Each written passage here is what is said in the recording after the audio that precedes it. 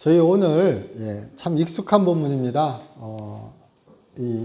제 어릴 때는 탕자의 비유로, 그리고 이 집은 많이 바뀌어서 이렇게 제목만 보셔도 잃은 아들을 되찾은 아버지의 비유 이렇게 되어 있습니다. 제가 오늘 설교 제목을 잃은 아들 이렇게 적었습니다. 이 15장에서 예수님 우리 이야기에 아마 주된 주제는 잃은 자를 찾으시려는 하나님의 사랑, 하나님의 은혜, 그리고 잃은 자를 찾는 하나님의 기쁨. 우리 이렇게 한번 생각해 볼 수 있을 것 같습니다. 앞에 이렇게 제목을 보시면 쓱 한번 성경을 보시고 15장에 우리 소제목들이 있습니다. 이렇게 잠깐 보시면은 잃은 양을 찾은 목자의 비유. 100마리 양 중에 한 마리를 잃어버렸을 때 그 비유를 말씀하시면서 우리 성경의 개역개정의 제목을 잡은 것은 잃은 양을 찾는 목자의 비유. 그리고 또 8절을 보시면은 8절 위에 잃은 드라크마를 찾는 여인의 비유. 그리고 11절은 잃은 아들을 찾는. 그러니까 결국 세 비유가 예수님께서 세 가지 비유를 말씀하시는데 우리가 개역개정 성경에서 이렇게 소제목으로 정한 것은 잃은 것을 찾는 거죠. 잃은 자를 찾는 것, 잃은 양을 찾는 것, 잃은 드라크마 동전을 찾는 것, 잃은 아들을 찾는 것. 그럼 결국 우리가 아마 최우선적으로 생각해 볼 수 있는 것은 예수님께서 왜 이 말씀을 하셨을까? 그리고 누가가 성경을 기록할 때 왜 누가는 이 말씀을 모아놓고 여기에 넣었을까? 우리 생각해 본다면은 성령께서 누가를 감동시키셔서 그렇게 성경을 기록할 때 예수님이 말씀하신 의도와 누가의 의도는 잃은 자를 찾는 하나님의 기쁨을 얘기하고자 하였다. 그게 가장 첫 번째로 한번 생각해 볼 수 있을 것입니다. 근데 처음 우리 시작에서 15장 시작에서 보시면은 모든 세리와 죄인들이 말씀을 들으러 가까이 나오니 바리새인과 서기관들이 수군거려 이르되 이 사람이 죄인을 영접하고 음식을 같이 먹는다 하더라. 그러니까 앞에 그런 말씀이 있죠. 15장 시작할 때 우리 아마 예수님의 가장 유명한 별명 중에 한 가지라고 하면 세리와 죄인의 친구. 먹기를 탐하는 자, 포도주를 즐기는 자. 세리와 죄인의 친구란 말도 상당히 그 바리새인들이 또는 서기관들이 여기 나와 있는 것처럼요. 또 예수님을 그렇게 비난하는 자들이 자주 사용하였던 어구 같습니다. 그러니까 이 사람은 죄인들의 친구다, 결국 이 얘기인 거죠. 왜냐하면은 우리가 성경에서 보듯이 우리도 그렇습니다. 저도 그렇고요. 생각해 보면 알게 모르게 죄인이라 그러면 우리가 다 물론 교회에서 우린 다 죄인입니다. 그 얘기 하죠. 그리고 우리 대부분은 제가 아는 성도님들도 내가 죄인임을, 그리고 내가 그렇게 예수를 믿는 가운데서도 죄가 나를 유혹하고 또 내가 그렇게 유혹에 또는 수동적으로든 적극적으로든 그렇게 참여하는 순간이 있음을 부정하지 못하니까요. 내가 죄인이다라는 말이 우리의 어떤 마음의 가슴에 분명히 있습니다. 그러나 또 한편 우리는 나는 의인이다라는 인식이 우리에게 분명히 살아있죠. 또 그것이 없다면은 우리가 믿음을 갖고 있다고 말할 수도 없죠.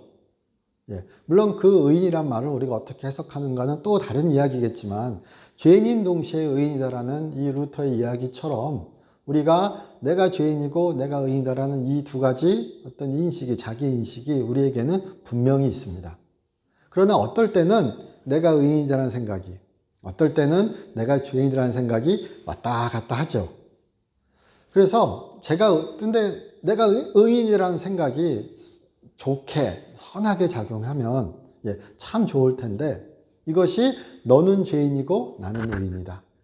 이렇게 돼버리는 순간 의도치 않은 어떤 부작용들이 나타나기도 하죠. 우리가 왜 싸울까요? 물론 서로의 잘잘못을 분명히 있기에 싸우기도 합니다. 하지만 나는 의인이고 내가 옳고 너는 그르다라는 것으로 우리 참 많이 싸우죠. 마치 저만 싸우는 것처럼. 저만 그렇게 생각하는 것처럼. 속으로는 제가 그런 경우 있습니다. 차마 말은 못해도 나는 끝까지 오라. 당신이 아무리 그렇게 얘기해도 내가 차마 대놓고는 얘기 못해도 저만 대놓고 먹이 못해도 내가 옳은데 예, 내가 복잡한 게 싫어서, 내가 얼굴 붉히기 싫어서, 예, 차마 내가 저렴해지기 싫어서, 뭐 여러 가지 이유를 댈 수 있겠죠. 예, 되자면요. 예, 그래서 내가 예, 참는 거지. 나는 옳고 당신은 그런 것 같아. 예, 제가 좀 과장돼서 얘기하지만 그런 경우가 우리에게 또 없지 않아 있습니다. 예, 우리가 뭐 그것이 사상이건 이념이건 종교이건 예, 아니면 삶의 여러 가지 뭐 상황이건 예, 그렇게 옳고 그름을 분명히 또 따져야 되는 경우도 있고요. 그런데 예수님께서 이렇게 말씀하실 때 이 장면은 그렇게 옳고 그름을 혹은 의인과 죄인을 나누는 것이 부적절하게 나타나는 경우에, 그리고 예수님의 의도를 알지만 용납하지 못했을 때, 또는 도저히 그렇게 그것이 받아들여지지 못하는 그런 상황을 염두에 두고 말씀하신 거죠. 그러니까 어떻게 보면요, 바리새인들도 서기관들도 죄인들을 볼 때 그들을 이른 아들로 봤을 거예요. 죄인은 하나님으로부터 멀어진 자들이죠. 하나님을 거역하는 자들이겠죠. 우리 그냥 통칭해서 말하면, 그러니까 물론 이 죄인이란 말 자체를요, 죄인이란 말 자체를 하나님을 믿지 않는 자들, 종교적인 의미로는 그렇습니다. 아주 대표적으로 얘기하면요, 하나님을 믿지 않는 자들, 하나님을 인정하지 않는 자들, 하나님으로부터 잘못된 길을, 하나님께서 주신 길을 벗어나는 자들. 우리가 죄라는 걸 얘기할 때 표적에서 벗어났다, 대표적으로 그렇게 얘기하죠. 다른 곳으로 쏘는 것, 다른 목표로 가는 것, 그것을 죄라고 얘기할 때, 우리가 뭐 그 다음에 종교적이다, 윤리적이다, 법적이다 이렇게 다 따지지만요. 예, 그런 것을 다 뭉뚱그려서 얘기할 때 아마 가장 근본적인 것은 하나님으로부터 멀어진 자들이죠. 하나님을 알건 모르건, 하나님을 알건 모르건, 그것보다도 더 근원적인 것은 하나님부터 멀어진 자들. 그래서 우리 나중에 오늘 잃은 아들을 찾은 아버지의 비유에서 이 둘째 아들이, 내 아들이 죽었다가 살아났다, 이렇게 말씀하시잖아요. 우리 성경에서는 그 큰 비유로 하나님을 믿지 않는 자들, 하나님을 믿지 않는 분들은 우리가 종교적으로 얘기할 때 그들은 영적으로 죽은 자들이다, 이런 얘기도 교회에서 하죠. 예, 그런 것처럼 바리새인들과 서기관들, 여기 대표적으로 나오는 그 사람들은 그렇게 하나님 앞에서 율법을 지키지 않아서, 혹은 그들의 삶이 그렇게 율법적이지 않아서, 그들의 삶이 하나님 보시기에 기쁘지 않은 방향이라서 100번 양보해서요. 그렇기 때문에 그들은 죄인이었던 거예요. 그러니까 그들은 잃은 자들이었던 거예요. 똑같은 잃은 자들에 대한 시각이 다른 거죠. 같은 잃은 자들을 보는데 잃은 자들을 구할 자들로 보는가, 잃은 자들을 구별하고 못 오게 할 자로 보는가, 이 차이죠. 우리 생각해 보시면은 죄인을 볼 때 또 뭐 죄인과 악인은 다르다 이렇게 얘기하면 할 말이 없습니다. 그리고 여기에 죄인에 대해서 해석도 되게 분분합니다. 솔직히 해석도 되게 여러 가지예요. 우리가 좀 온순한 해석을 한다면요, 여기에 죄인은 바리새인들의 시각으로 그렇게 율법을 지킬 수 없는 삶을 살아가는 자들. 그러니까 뭐 목자라든지 아니면은 가죽을 손질하는 자들이라든지, 또 그렇게 그런 것으로 대표되는, 여기 세리처럼, 예, 그들의 삶의 방향이 율법을 거부할 수밖에 없는 삶의 방향을 택한 자들. 예, 아주 대표적으로 얘기하면은 뭐 가죽 만지는 자들, 죽은 사체를 맨날 만져야죠. 예, 불결해질 수밖에 없죠. 종교적으로. 예. 그것이 도덕적으로 윤리적으로 그러다가 아니라, 예, 죽은 사체를 매일 만져야 되잖아요. 가죽을 손질해야 되니까요. 예, 그런 것처럼, 예, 대표적으로 이렇게 하는 얘기 같지만, 그러니까 그런 시각을 막 발전시키면은 여기에 죄인은 바리새인들이 말하는 가난한 자들, 그렇게 가난하지만 삶의 수단을 그렇게 택할 수밖에 없어서 소외받는 자들, 예, 이쪽으로도 뽑아갈 수 있습니다. 또한 다른 쪽으로는 우리가 말하는, 사회적으로 말하는 죄인들, 예, 가늠한 자들, 불의한 자들. 예. 그런데 여기에 비유에서는 그 죄인이 어떠한 죄인인지 그렇게 큰 관심을 안 둬요. 우리는 관심이 있어요. 우리는 선한 사마리아인의 비유에서도 내 이웃이 누구인가 열심히 찾죠. 내가 사랑해야 될 자를 알아야 되니까요. 내 사랑이, 내 노력이, 내 헌신이, 내 정성이 헛된 것으로 가기를 그렇게 우리는 바라지 않으니까요. 저를 포함해서도 그런 것 같습니다. 저는 이왕이면 내 사랑이, 제 정성이 가치 있는 사람에게 갔으면 좋겠습니다. 끄덕끄덕 하시면 큰일 날 일이에요. 그런데 그런 경우가 있어요. 우는 아이 떡 하나 더 준다기보다 빵 끄덕는 아이에게 떡이 더 갑니다. 그렇죠. 그러니까 마치 바리새인들은, 서기관들은 잃은 아이는 진짜 잃어버린 아이로 생각하는 거예요. 하나님의 저주받은 자로 생각되는 거예요.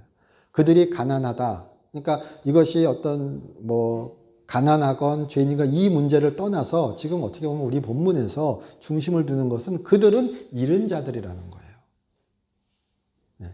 그들이 사회적으로 죄를 졌던, 종교적으로 죄를 졌던, 아니면 그들의 삶이 율법적으로 또는 하나님께로부터 멀어진 삶을 살았건, 이것이 1차적인 관심이 아니라 지금 예수님의 이야기에, 예수님의 비유에 1차적인 관심은 하나님은 잃은 자를 찾는 걸 기뻐하신다는 거죠.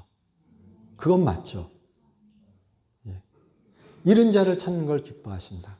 근데 이것이 참 이 비유에서도 보면요, 수지타산이 안 맞는 것 같아요.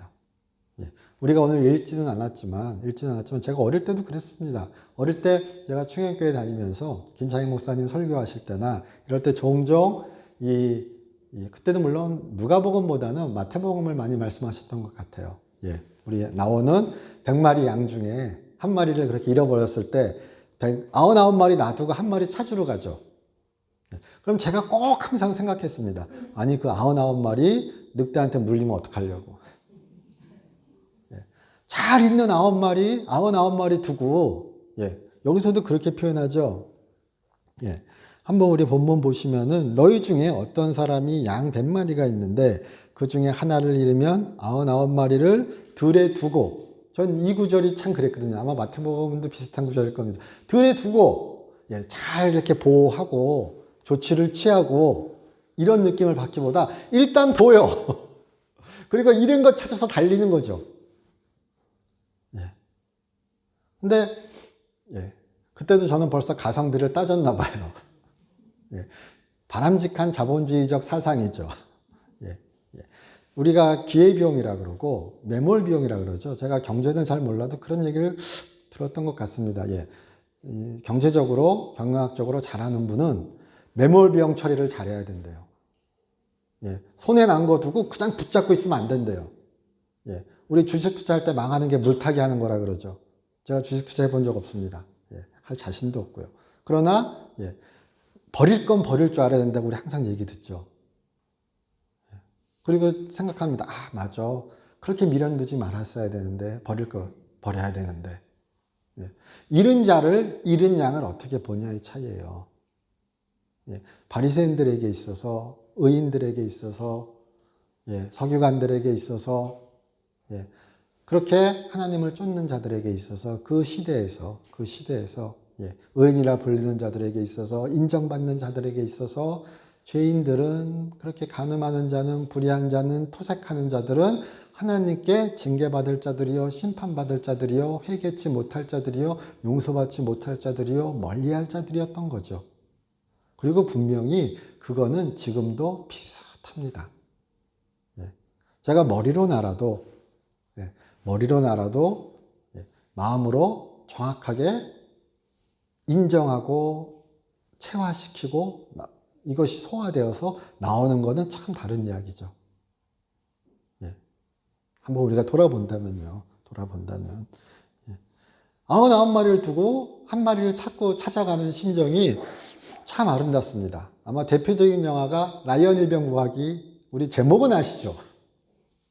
병사 한 명 찾자고 그냥 한 명 그냥 놔두면 되죠.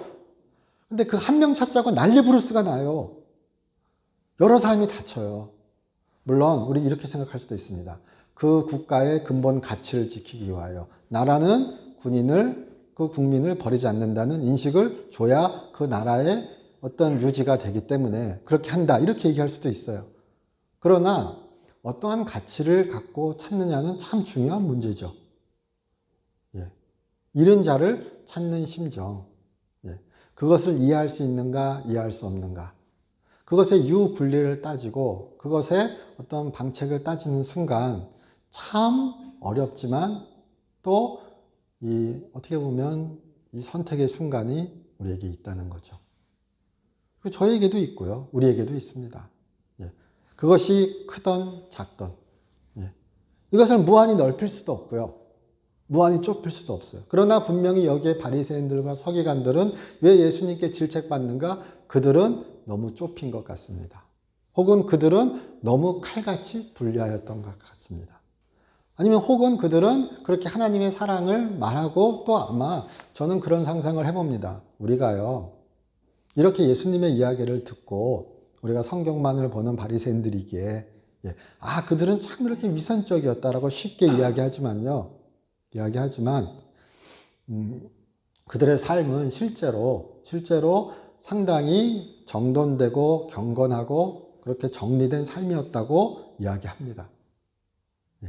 우리말로 엄청나게 조심하며 살았던 사람들이라고 이야기합니다. 이야기됩니다. 그러니까 진짜 이렇게 사니까 이런 말 할 수 있지라고 할 수 있을 정도. 우리 그런 얘기하죠. 막 마음대로 사는 사람이 너 인생 그렇게 살면 안 돼 이러면은 코웃음 치죠. 니나 잘해. 그런데 그렇게 삶을 진지하게 삶을 열심히 하나님의 뜻을 따라서 어떻게든 살려고 하는 사람이 그렇게 하지 마. 이렇게 얘기하는 거랑은 다르죠. 받아들인 입장에서. 바리새인들이 하는 이야기들은 아마도 그 당시의 사회에서는 그 당시의 시대상에서는 그런 사람들의 이야기로 받아들여졌을 것이거든요. 오히려 예수님께서 하신 이야기는 죄인과 세리의 친구들 그렇게 포도주를 즐기고 먹기를 탐하는 자들과 즐기는 사람들의 이야기 그 사람의 이야기 이런 식으로 이해되실 수도 있다는 거예요. 그러니까 우리가 모든 것을 전향적으로 바꿀 수는 없겠지만 그리고 그것이 참 분명히 불가능할 것 같지만 그래도 구별이 차별로 또는 그렇게 혐오로 증오로 가는 것은 바람직하지 않다는 것은 분명히 우리 모두 인정할 것입니다. 그래서 우리의 그런 지경이 조금 더 조금씩이라도 저를 포함하여 우리 모두의 지경이 그렇게 넓혀질 수 있는 그런 일들이 우리 삶에 가득하시기를 주님의 이름으로 축원합니다. 그리고 잃은 자를 찾는 그 하나님의 기쁨이 예수님의 기쁨이 그 주인의 기쁨이 우리에게도 가득하실 수 있는 그런 은혜가 풍성하시기를 주님의 이름으로 축원합니다. 결국 이 이야기는요. 잃은 자를 찾는 그 목자의 기쁨, 잃은 드라크마를 찾은 여인의 기쁨, 한 드라크마 찾고 잔치하면은 말도 안 되잖아요. 제가 이 비유할 때마다 항상 그 말씀 항상 드립니다. 그러니까 여기 뭐라고 나오면은 잃은 드라크마, 10드라크마가 있는데 한 드라크마 찾았다 그러죠. 그냥 하루 일당 우리 생각하면 됩니다. 그런데 잔치하면 더 나가죠. 우리 한번 생각해 보세요. 10,000원, 그러니까 글쎄요. 일단 그렇게 많이 받지도 않겠지만, 요즘 더 받나요? 10만 원 받았다고 생각해 보세요. 10만 원 찾았어요. 10만 원 찾으셨다고 100만 원 쓰세요? 쓰시는구나. 마음의 기쁨을 아주 강력하게 표현하시는구나. 내가 10만 원을 찾아서, 내가 잃었던 10만 원을 찾았으니까 내가 그냥 한턱 낼게, 쏠게. 그리고 우리 쏠 때도 있죠. 제가 보너스를 받아본 적이 없어서 보너스 100만 원 받고 200만 원 쓰시면 어떠세요? 내가 오늘 잘 썼어 생각하세요? 이렇게 생각하세요. 아니면 두 생각이 혼합되어 있으세요.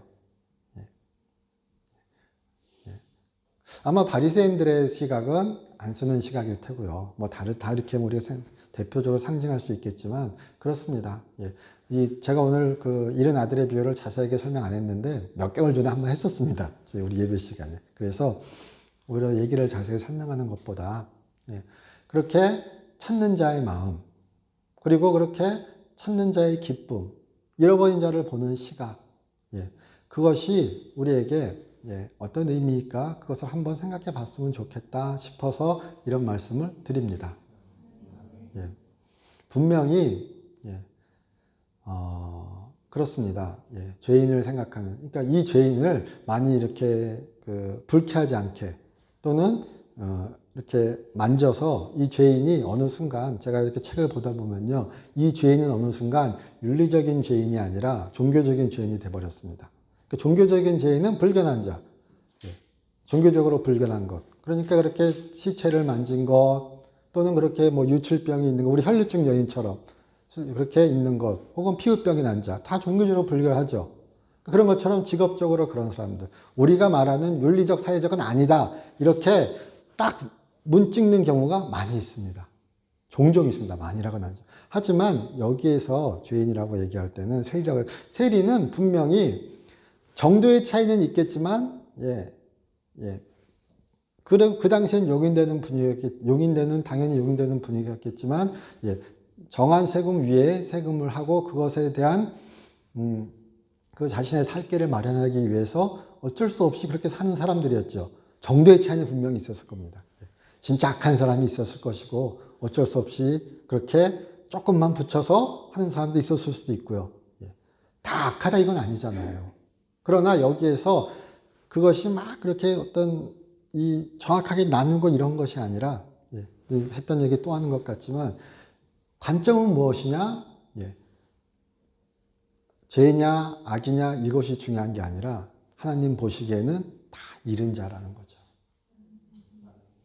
근데 그 마음이, 그 인식이 가득한 분일수록 잃은 자를 볼 때, 그리고 여기 나온 표현대로 죄인을 볼 때 좀 다른 반응이 나오지 않을까 싶다는 거죠.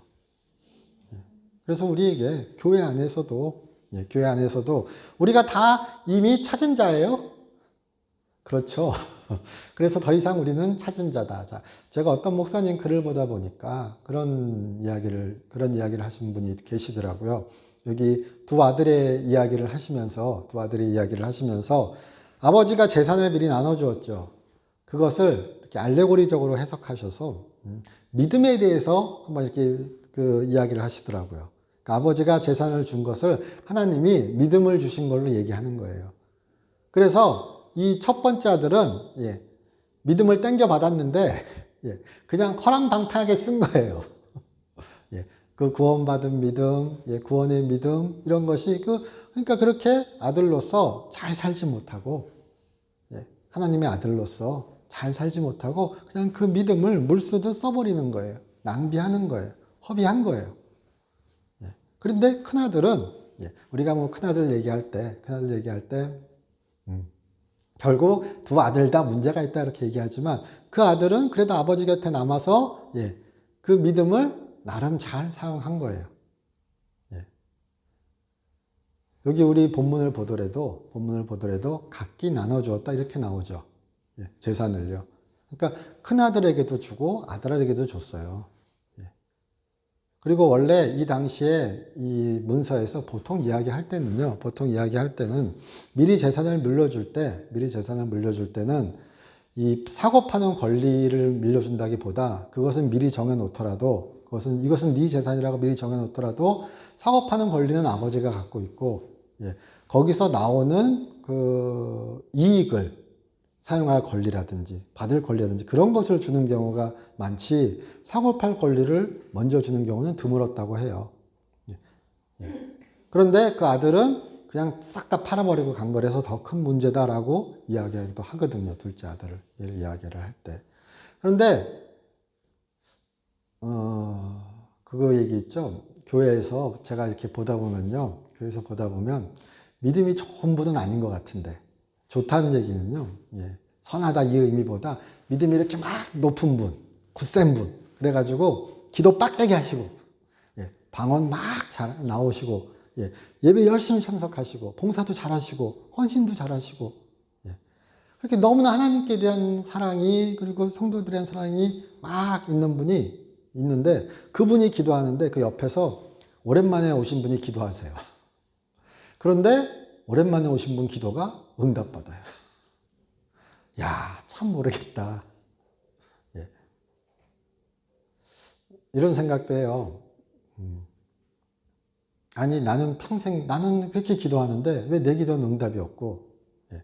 저렇게 사고 치는 성도님 기도는, 집사님 기도는 응답이 되지? 참 억울해. 첫째 아들이죠. 나는 열심히 아버지 곁에 있었습니다. 나는 열심히 여태까지 당신이 주신 재산을, 당신이 허락하신 믿음을 내가 관리했습니다. 오히려 더하고 더했습니다. 예. 그러나 당신은 당신을 버리고, 당신을 배신하고, 예, 말도 안 되는 짓을 행하고 돌아온 그 죽은 아들, 잃었던 아들을, 예, 환영합니다. 예. 그 얘기랑 비슷하죠. 예. 그러니까 언제나 이것이다라고 우리 얘기하는 건 참 억측입니다. 그러나 우리가 분명히 이 비유에서 조심해야 될 것은 나는 의인이고 너는 죄인이다. 이 세상이, 이 생각이 고정화되고 어떻게 보면 고착화되었을 때 나와 너를 가르는, 신학교 들어갔더니 조직신학 시간에 교수님이 나와 너란 책을 읽으래요. 얇습니다. 마틴 부버. 그리고 되게 오래된 책입니다. 제 인식에는. 예. 물론 신학 쪽에서 뭐 한 3, 40년 돼봐야 오래된 책이 아니라고 얘기하지만, 예. 1900, 그러니까 저희 아버지 세대 아마, 예, 그때 유명했던 분인 거예요. 마틴 부버. 한참 전 시대 사람입니다. 예. 근데 뭐 저희는 루터 얘기하고 있잖아요. 예.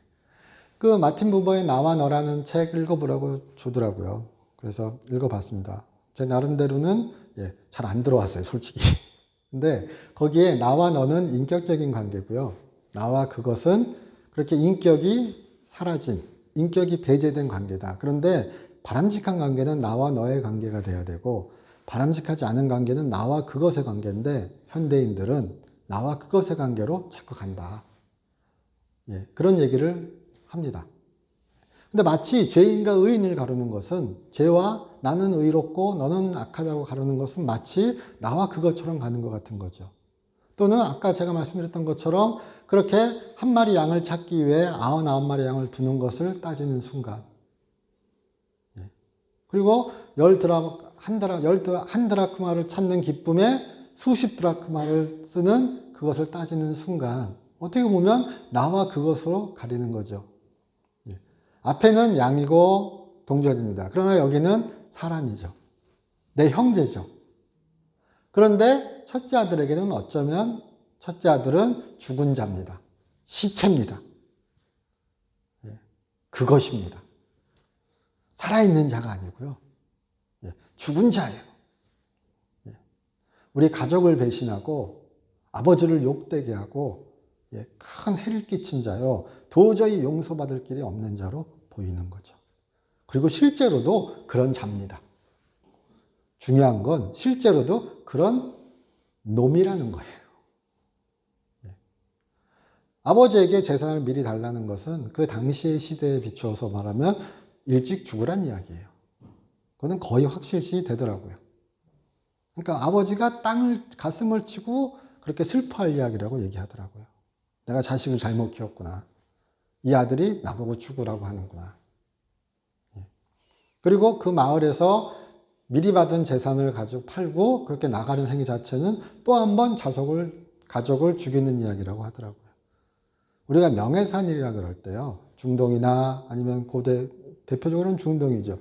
명예산일이란 것은 죄의 의미보다는, 죄의 의미가 물론 당연히 있지만요. 그것보다는 수치스럽게 하는가 명예를 찾는가 이 의미가 더 가릅니다.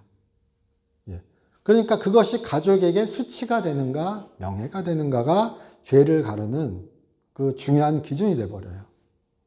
예. 그래서 그 아들의 행위는, 그 둘째 아들의 행위는 온 가족에게 수치를 주는 행위인 거예요.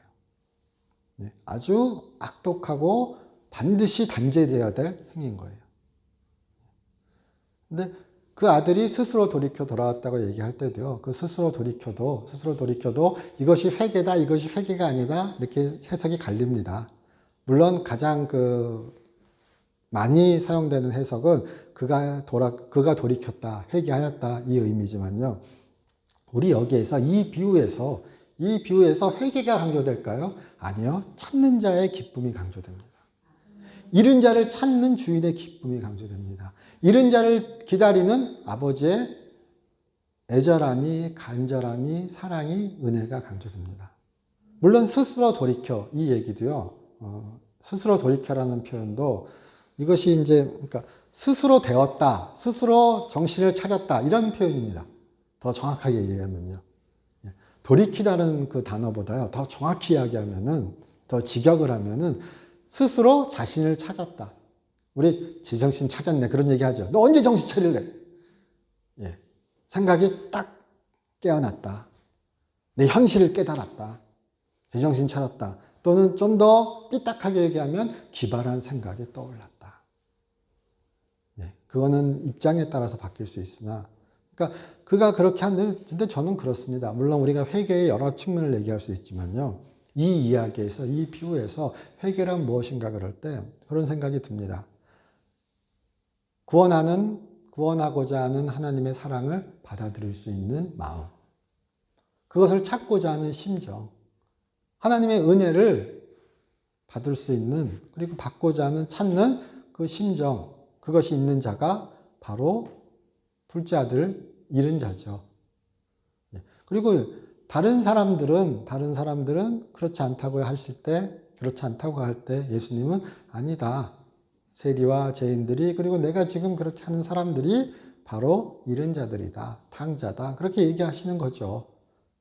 그리고 그 뒤에 그 탕자가 어떻게 살았는지 안 나와요. 절묘해요. 우리 에필로그 항상 있어야죠. 그 뒤에 그들은 어떻게 살았는가가 중요하죠. 우리에게는. 그러나 예수님의 이야기에서, 그리고 성경의 이야기에서 그들이 그 다음에 어떻게 살았는지는 중요하지 않아요.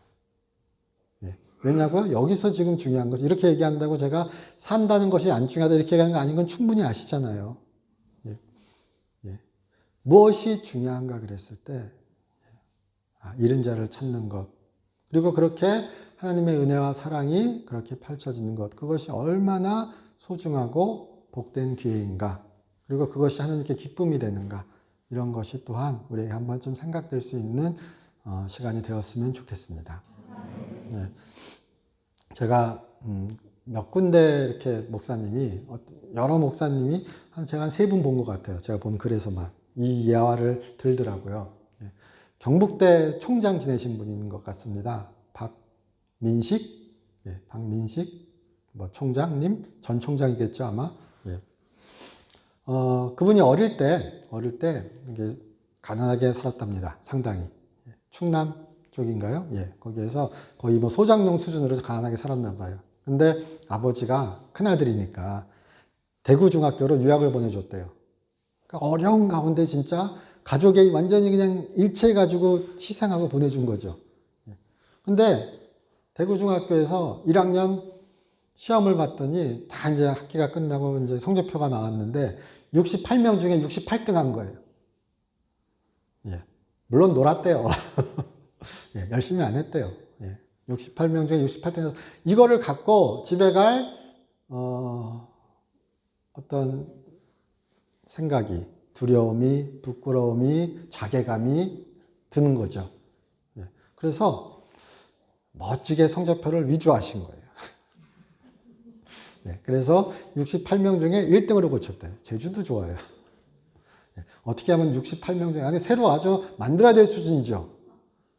숫자 잠깐 고쳐서는 안 되잖아요. 68명 중에 68등. 이 68에서 68이 1에서 68로 바뀌려면요. 고쳤대요. 그걸 들고, 아버지 집으로 간 겁니다. 아버지가 그걸 보고, 너무 기뻐하시는 거예요. 그리고 동네 사람들한테 막 자랑하는 거예요. 근데 동네 사람들이 또 그냥, 천재 나왔다고. 잔치해야 된다고. 그래서 그 가난한 집에서 아들은 이제 안절부절이죠. 예. 같이 기뻐하기 힘들죠. 예. 그래서 이렇게 지나고 다음 날이 됐는데 강에서 있다가 딱 와봤더니 아버지가 돼지를 잡았더래요. 집의 유일한 재산이었답니다. 예. 경악을 한 거죠. 아니 이러면서 막 이러고 있는데 예. 우리 아들이 이렇게 1등을 했는데 돼지를 잡아서 잔치해야 되지 않겠냐고. 나는 다 그냥 돼지 맛있게 나눠 먹은 거예요. 그러니까 아들은 예, 온갖 생각을 갖고 올라갔습니다. 예, 그리고 33년이 지나서 예, 45살 때 그 아들이 중학교 1학년이 되었을 때 예, 아버지를 다시 만나서 예, 얘기했답니다. 아버지 그때 예, 제가 그 성적표 고쳤습니다. 했더니 이제 툭 치시면서 담배 피시면서 담배 딱 물고 예, 싹 한대 툭 치시면서 야, 더 이상 얘기하지 말아라. 네 손주 듣는다. 민우가 듣는다. 예. 그런 얘기하시더래요. 예. 근데 그 아들이 그러고 나서 그 45세 때 예, 그리고 이제 시간이 지나면서 그 생각이 또 다른 발전의 요인으로 또 다른 노력의 요인으로 또 다른 자괴감의 요인으로 작용하여서 예, 그때 그 45살 때 교수였대요. 예, 그리고 이제 그 얘기를 하는 거죠. 근데 아버지는 그때도 알았던 거죠. 얘가 구라치는구나. 예, 사기구나. 예, 이 아들이요.